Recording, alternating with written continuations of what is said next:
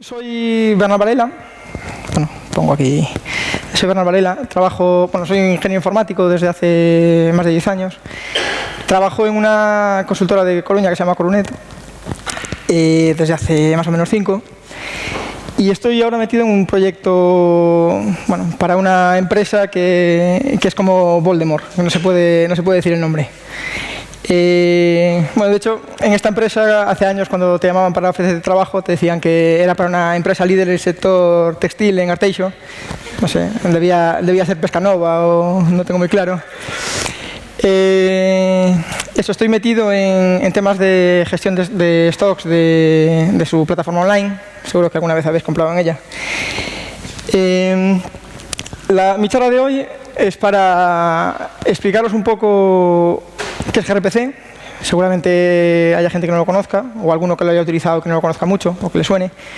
Mi idea es que podáis compararlo con algo que es más común, que es REST, y que podáis, o por lo menos plantearos aplicarlo a algún proyecto en el que estéis usando ahora.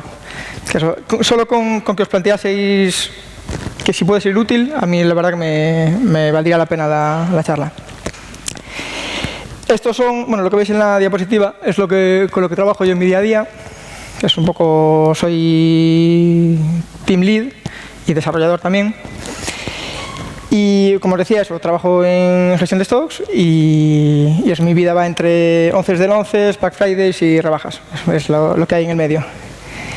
Bien, esto es la historia, las batallitas del... RPC existe desde hace muchísimos años. Recuerdo hacer una práctica en la universidad en el 2004 y utilizaba RPC con Corba y Java. Corba se hizo en el 91, que es algo más viejo que yo qué sé. Gracias. Vale. Podéis ver aquí que estos son los modos de comunicación entre microservicios o entre servicios. Y como podéis ver, hay muchos que son RPC. Corba, RMI, JSON RPC. RPC es un poco como ese pantalón que está en el armario desde hace 10 años y que de repente vuelve o la informática, que de repente vuelve a estar de moda. Pues con RPC ha pasado lo mismo. Le han dado una vuelta, Google le ha dado una vuelta y ahora vuelve a estar de moda. Al final todo vuelve. Nosotros nos vamos a centrar en REST y en gRPC. Os decía que REST es lo más utilizado ahora entre SOAP o REST. Yo creo que REST es lo más utilizado para comunicación entre servicios. Y gRPC parece que es lo que está la tendencia ahora, que está yendo muy para arriba, porque lo utilizan grandes empresas. Lo utiliza Google, lo utiliza Cisco, lo utiliza Netflix, con muy buenos casos de uso, con muy buen resultado. Entonces, parece que va a ir para arriba. Hacer vaticinios en informática es muy complicado. Pero parece que sí que va a ir para arriba. Bien. Aquí vosotros podríais decir, comparar REST y gRPC es injusto, porque realmente REST es un diseño, una arquitectura de diseño, y gRPC es un framework. Entonces, es un poco injusto compararlos. Pero como se utilizan para lo mismo, pues que al final es la comunicación entre servicios, pues nos vamos a permitir hacer esa comparación. REST. En REST voy a tomar como el caso normal el que se suele utilizar en el 90% de las comunicaciones REST, que será con HTTP 1.1 y con JSON. Se podría utilizar HTTP 2, que es la gran diferencia que tiene con gRPC. Se podría utilizar XML, se podría, pero lo más habitual, y es el que utilizan en la mayoría de los proyectos en los que trabajo yo, es con JSON y HTTP 1.1. Vale. Lo que decía antes de que es una arquitectura de diseño, esta arquitectura tiene una serie de puntos, que serían estos que veis aquí arriba. Es una arquitectura cliente-servidor. Hay un servidor y un cliente que se comunica con él, utilizando REST. Peticiones sin estado. Realmente lo que dice la definición de REST es que las llamadas no deberían tener estado. O sea, la comunicación entre cliente y servidor no debería tener estado. Eso al final es mentira, porque, por ejemplo, existen las cookies que guardan estado entre las llamadas, pero no debería tenerla. Operaciones bien definidas. En REST se redefinen los tipos de operaciones que hay en HTTP1, que sería el get, el put, el post, el delete. Cada una tiene ¿cómo decirlo?, una función y está muy bien definida qué tiene que hacer cada una. Sintaxis universal para identificar recursos, que al final todo recurso va a ser accesible por una URI. O sea, el get de un ID me va a devolver un ID. O sea, eso sería la definición. Y el uso de hipermedios. Nosotros en REST podemos ir saltando entre recursos a base de estas URIs, de los hipermedios. Bien, como decía, lo habitual es el utilizar para comunicarse en REST JSON. ¿Por qué JSON? Porque es más de los modos de representar datos, es más sencillo que XML. Se puede tener más información con menos datos. Al final los tags de XML son muy grandes. En JSON reducimos. No se comprime, que eso es una ventaja porque es legible, pero es una desventaja porque al comunicarse entre cliente y servidor va más información, viaja más información. Es fácil de leer, justo por eso, porque no se comprime, pero también alta transferencia de datos. Y serializarlo es costoso. Vale. Os decía también la información que viaja entre cliente y servidor será en JSON y el protocolo que va a utilizar por debajo va a ser HTTP1. Ya os decía, es el caso normal. Podríamos utilizar HTTP2, pero lo normal es HTTP1.1. HTTP1 es un protocolo muy complejo. O sea, en los RFCs de definición de HTTP1 creo que son más de 200 páginas. Y hay extensiones que, empiezas a ver las extensiones que hay y te vuelves loco. De hecho, hay se hizo un paper, una extensión, un paper en un April Fool de Larry Massinter. No sé si conocéis el error 418, el I'm a teapot. O sea, soy una tetera. Ese era una broma que al final la gente es muy troll y se quedó como ahora existe, está en la definición de HTTP. Pero bueno, viene a decir un poco es la complejidad de HTTP 1.1. Se realiza una llamada por objeto. O sea, eso quiere decir que todos los objetos intentas conectarte a un recurso. Y cada recurso que tenga asociado, por ejemplo, una página web, todo lo que te traigas va a ser una llamada. Eso puede hacer que intentar recuperar una página web hagas 30 llamadas diferentes. En cada una de estas llamadas va a haber un TCP handshake, que es un sin ACK, ACK. O sea, eso es una locura de comunicación entre cliente y servidor. Va a haber una gran cantidad de peticiones y latencia y un límite de conexiones al mismo dominio entre 6 y 8, dependiendo del navegador. Eso, para que os hagáis una idea de la locura que es TCP Handshake, os podéis imaginar que para cada conexión, para recuperar lo que sea, imagináis que hace esto. Es como si fuese el wannabe por cada recurso que queremos recuperar. O sea, esto es demencial, es una locura. Vale, gRPC. gRPC tiene una historia detrás es desarrollado por Google, es un framework de comunicación entre cliente y servidor, RPC, desarrollado por Google. Como podéis ver, se mataron el nombre. Lo hacemos nosotros, es un RPC, le pongo la G delante y arreglado. Tiene dos patas, gRPC tiene dos patas. Una que es la comunicación entre cliente y servidor y otra que es la compresión de datos. La compresión de datos se realiza con otro proyecto también de Google que se llama Protobuf. Este proyecto empezó en 2001 y era de uso interno. Empezaron la versión 1.0 en el 2004. 2001, creo 2001 o 2004. Empezaron a desarrollarlo y llegó un momento que lo utilizaban la mayoría de los proyectos de Google. Entonces estaban en un problema, porque si querían liberar alguno de esos proyectos, tenían que liberar también Protobuf. Entonces quisieron liberarlo y hacerlo libre. Entonces empezó como proyecto de uso interno y se liberó después. Es como el caso como Android, o como Chromium, o como Istio, o como bueno, hay un mogollón de proyectos de Google que pasaron por las mismas fases. Después, en 2008, creo que empezaron la 2.0, en 2015 la 3.0, y en ese momento se empezó a desarrollar el framework gRPC.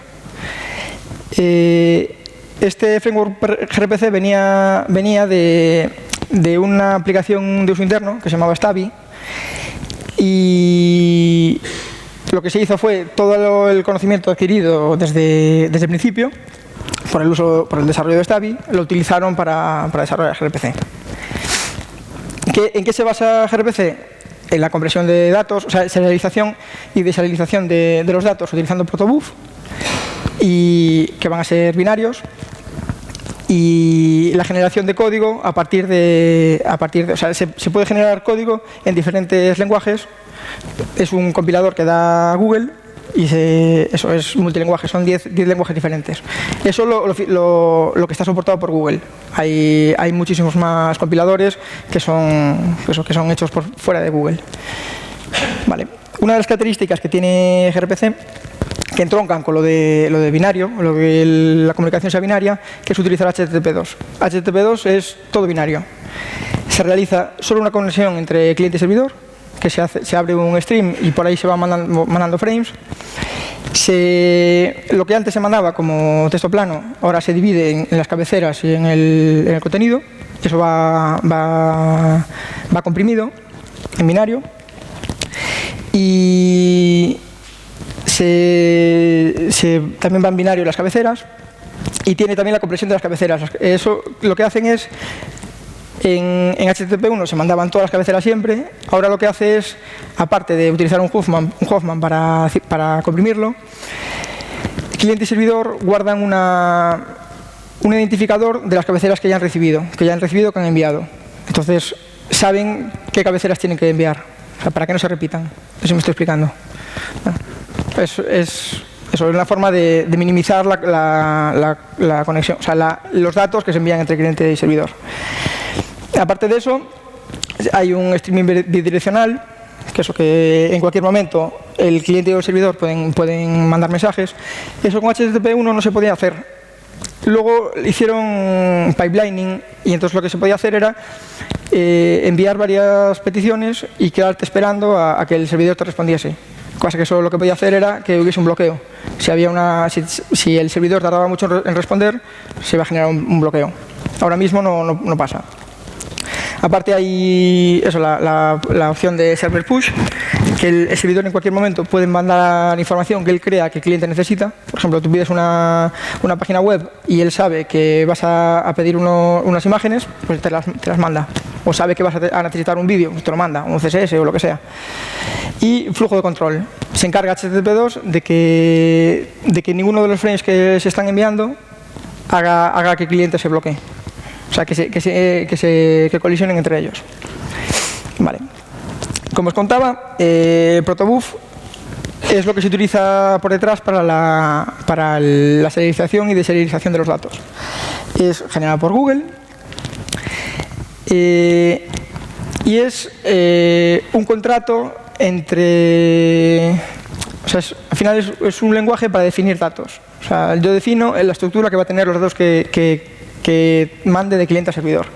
Y eso puede ser un problema a la hora de ser poco flexible, porque nosotros definimos un contrato y a ese contrato van a tener que cumplirlo todos los clientes y servidores que lo utilicen.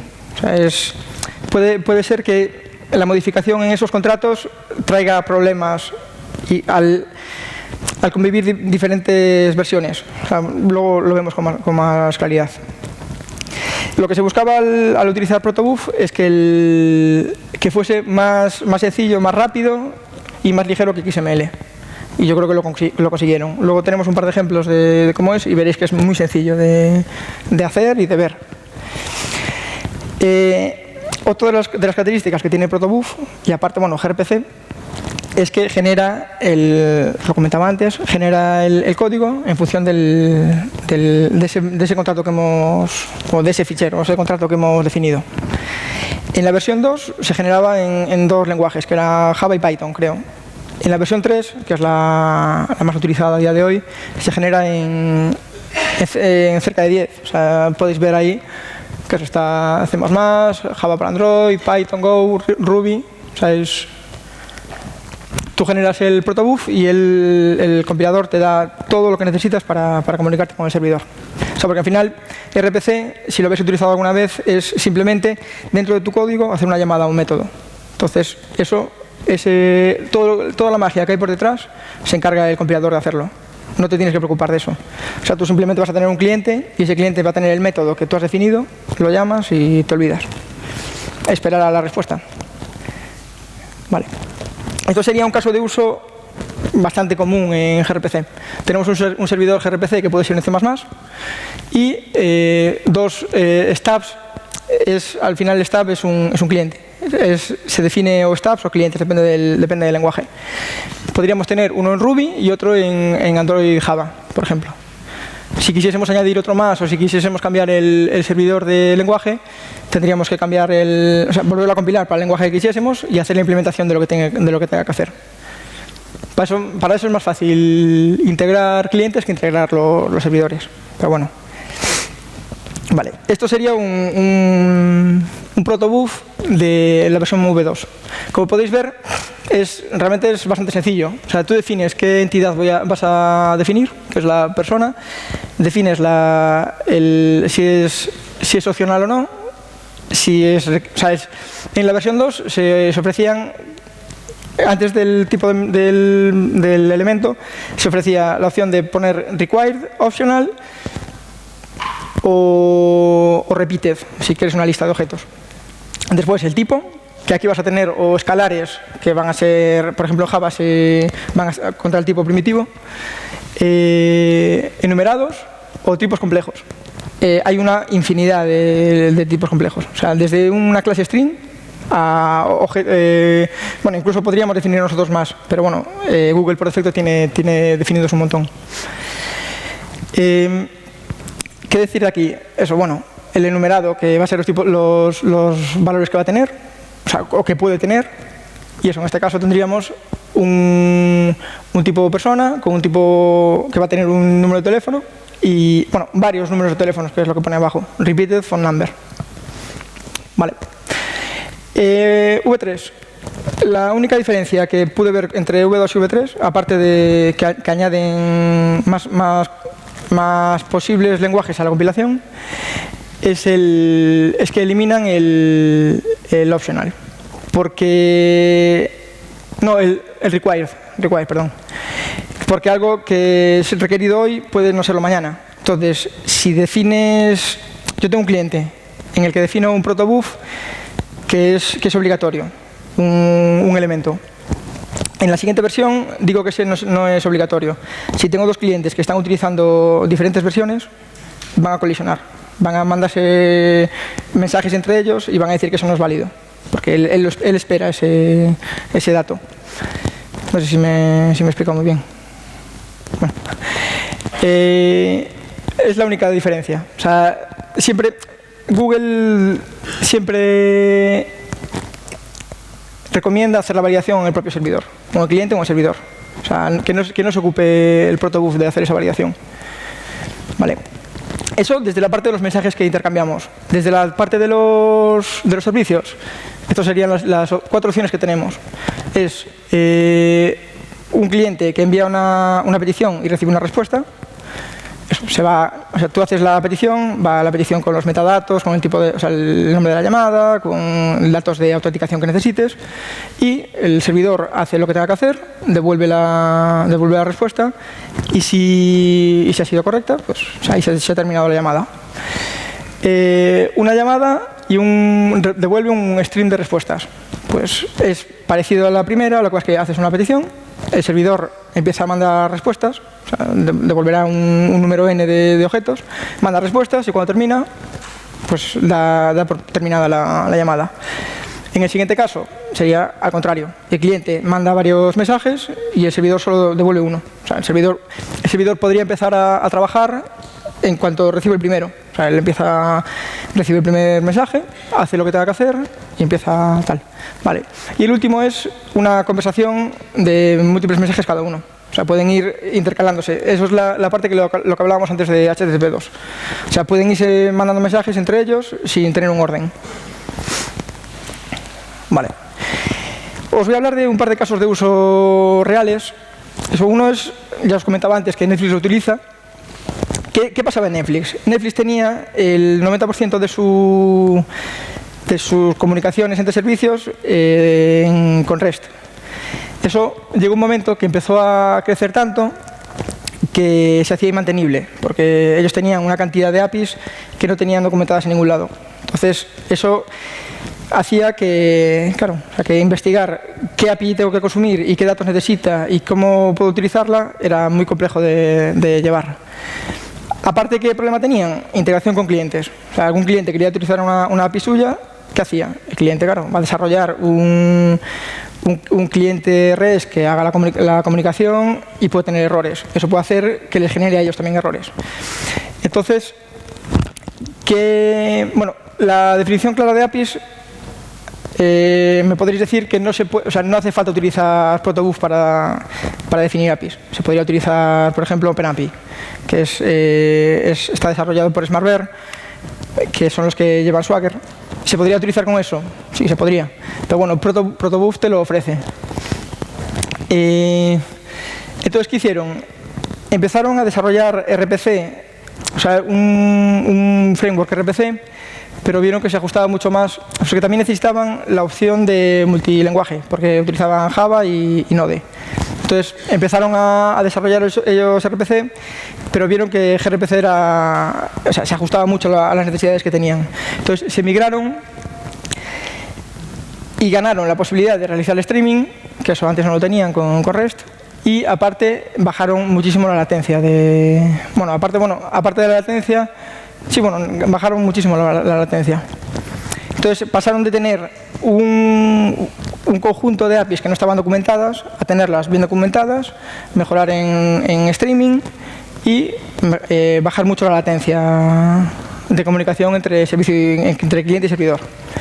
Aparte, la integración antes de un cliente con sus APIs venía siendo de 3 semanas y claro, ahora pasaron a hacerlo en un día o en 2. Vale. Empresa I, es una empresa Voldemort. Yo no os lo he dicho. ¿Qué tenía? Tenía un monolito. Entonces era un monolito que recibía miles de peticiones por segundo. Entonces, ¿qué hicieron? O sea, lo que se hace hoy de dividir en microservicios. ¿Qué necesitaban? Que esos microservicios se comunicasen entre ellos. Aparte de eso, para eso utilizaron gRPC. Aparte de eso, los microservicios tenían que mantener puntos de entrada REST para poder utilizar los microservicios que todavía seguían vivos para que se comunicasen entre ellos.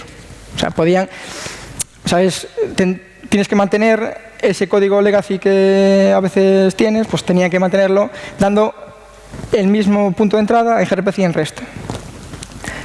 Y el servidor hacía la misma lógica. No sé si me estoy explicando. Sí, vale. Entonces buscaron, gRPC les ofrecía baja latencia, la simplificación del desarrollo y también, como en el caso de Netflix, minimizar los errores de clientes. En el caso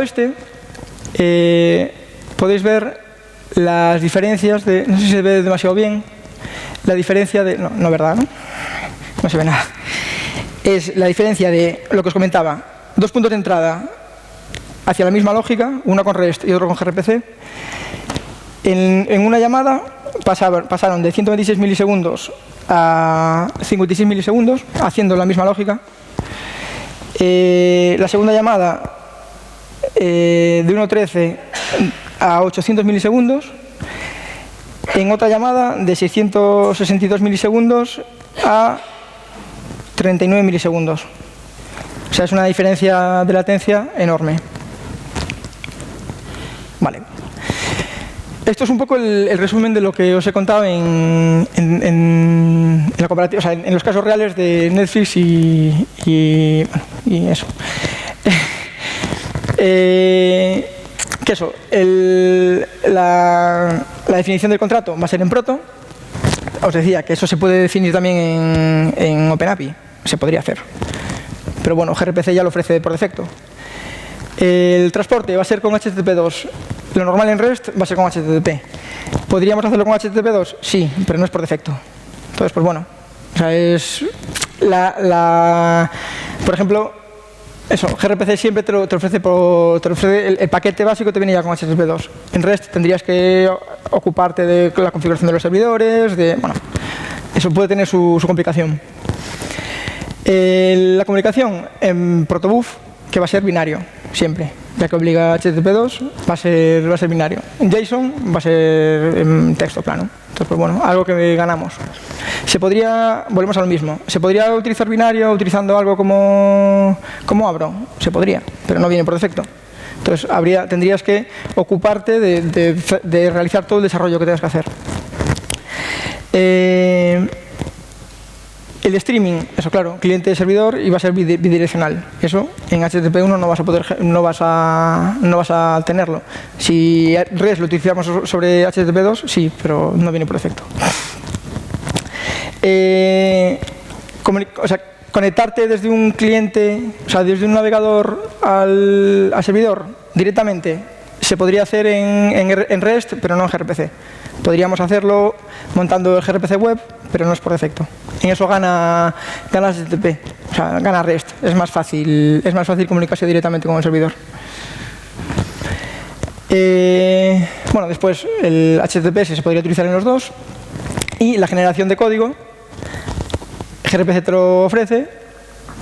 Para hacer esto, tendríamos que irnos a una librería como OpenAPI. Que esto sí que te lo ofrece. OpenAPI se puede generar el código que hayas definido en el OpenAPI en 30 lenguajes diferentes. Entonces, ¿qué situación nos ofrece? O sea, ¿REST va a desaparecer? No, probablemente no, porque es muy útil para comunicación entre cliente y servidor en el que la latencia no sea demasiado importante. Puede ser, o sea, si necesitamos un desarrollo rápido y sencillo, puede ser útil. Si por el contrario, la latencia, como en los casos en los que estoy comentando, la latencia es algo súper importante, que rascar milisegundos va a ser completamente necesario, gRPC va a ser mucho más útil. Que necesitamos, eso, por ejemplo, una aplicación Android que tenga que comunicarse entre cliente y servidor, va a ser muy cómodo. Que eso, realmente REST no es una mala opción, pero no es la mejor opción para estos casos. Y eso, no mucho más. Que muchas gracias por haber elegido esta charla. Muchas gracias a la organización. Porque eso, y eso. No sé si voy muy... Voy muy rápido. ¿Qué? Sí.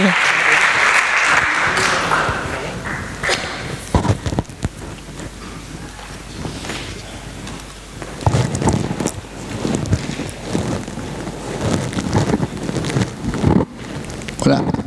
Mi pregunta es, ¿se parece esto en algo a GraphQL? A GraphQL, o sea, el lenguaje este que usa Facebook para comunicar cliente-servidor, solo que esto está usado más a nivel servicios, ¿no? Por lo que veo, no está tan implementado a nivel de cliente-servidor, por así decirlo.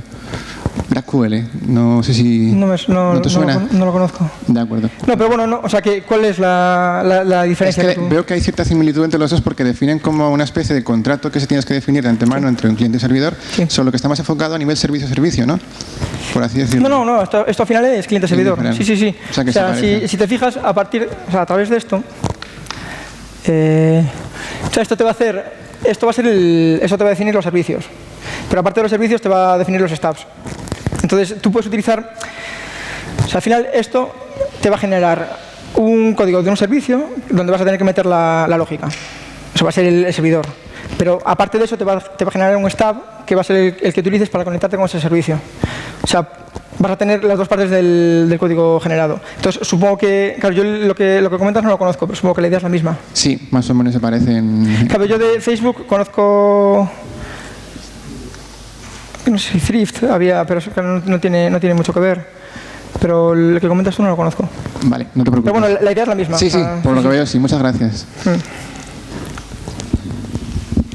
Yo una pregunta muy parecida a él, que no sé si sabes cómo se puede comparar esto con WebSockets, porque también tiene la ventaja de que la comunicación es bidireccional. Sí. WebSockets, pues que la idea no es exactamente la misma, porque la comunicación, o sea, claro, es que no sé exactamente cómo funciona WebSockets, pero creo que también abre un canal, pero es por HTTP1, entonces yo creo que lo que hace WebSockets es reutilizar una conexión para mandar. Lo que pasa es que al final realmente no van por el mismo stream. Creo que están utilizando conexiones diferentes y mandando la información por conexiones diferentes, diría. O sea, la ventaja que tiene al ir sobre HTTP2 es que va a utilizar solo un canal y solo una conexión. Es la diferencia que puede haber. WebSockets yo creo que es una reimplementación de un protocolo de aplicación utilizando HTTP1. Entonces, diría que, claro, al final estás generando dos conexiones, una para eso, de cliente al servidor y otra de servidor al cliente. Entonces, pues bueno, es algo que es otra forma de hacerlo. Pero bueno, sí que, ¿sabes? Claro, la cosa es que esto es una cosa un poco diferente a WebSockets, pero bueno.